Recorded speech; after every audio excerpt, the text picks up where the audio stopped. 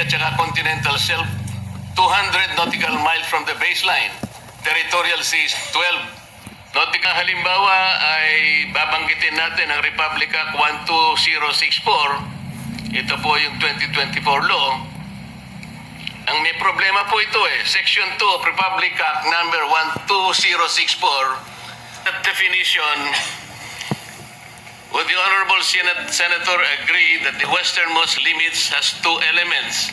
Yung 200 nautical mile limit of the Philippine Exclusive Economic Zone and Continental Shelf and the 12 nautical limit of the Enclave Territorial Sea of high tide elevations of Kalayaan Island Group, including those outside the Philippines Exclusive Economic Zone.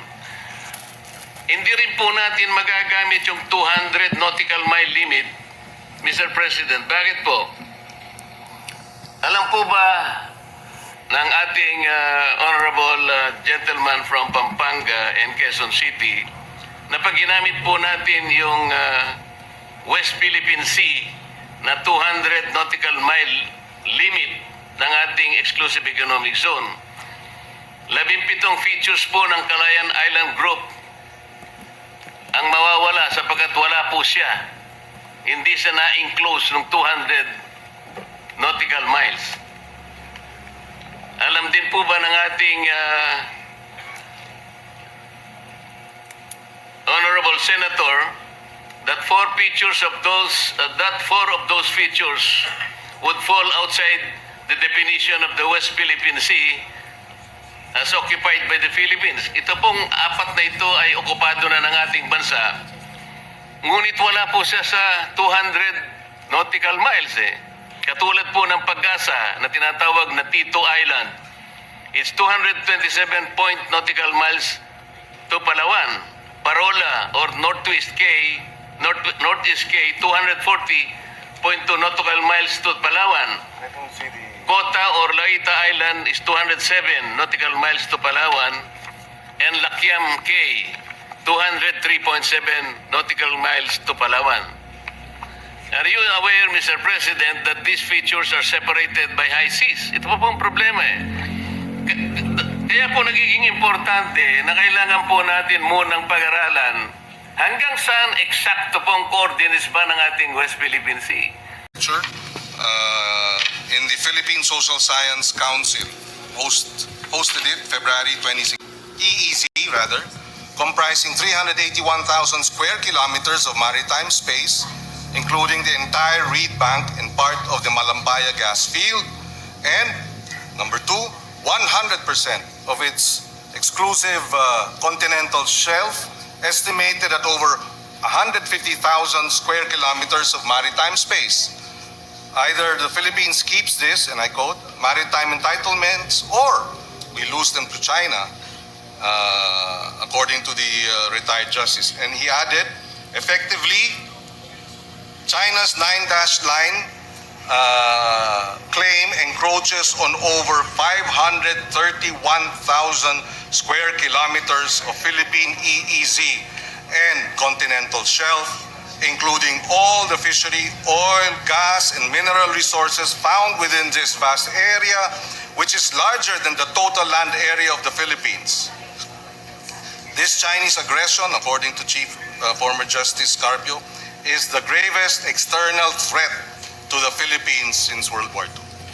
Talaga po nga abot kayo ng 500,000 square kilometers. Ang pinag-uusapan po natin, exclusive economic zone lang. Kaya po tayo nakukumpuse. Kanina po tinatanong kung merong coordinates ang China. Ayan po yung mapa ng China. Makikita po ninyo yung 6.1. Kapag yan po ay tiningnan ninyo at pinag-aralan po ninyo yan po ay nakatala doon sa International Hieroglyphics Organization or S23. Lahat po ng coordinates nandyan.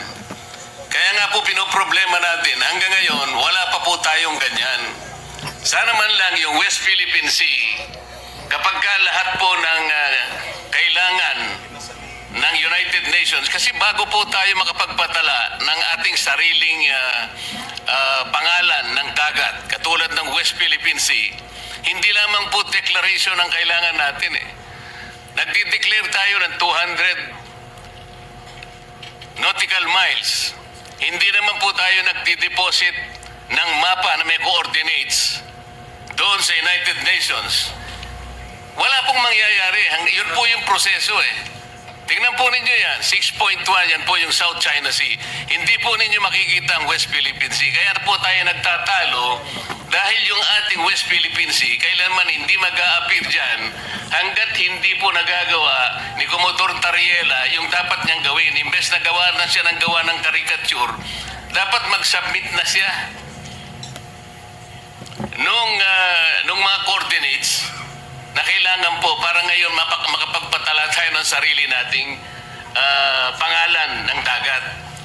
Ito nga po kaya ako kahit napakahirap ay gusto nating pag-aralang mabuti kasi dito po nagkakaroon ng hindi pagkakaunawaan. Akala natin may nangunguha ng sangganang atin samantalang yung saganang atin hindi pa naman natin alam kung hanggang saan ba siya. Ang maganda sana yung talagang exact coordinates makukuha natin.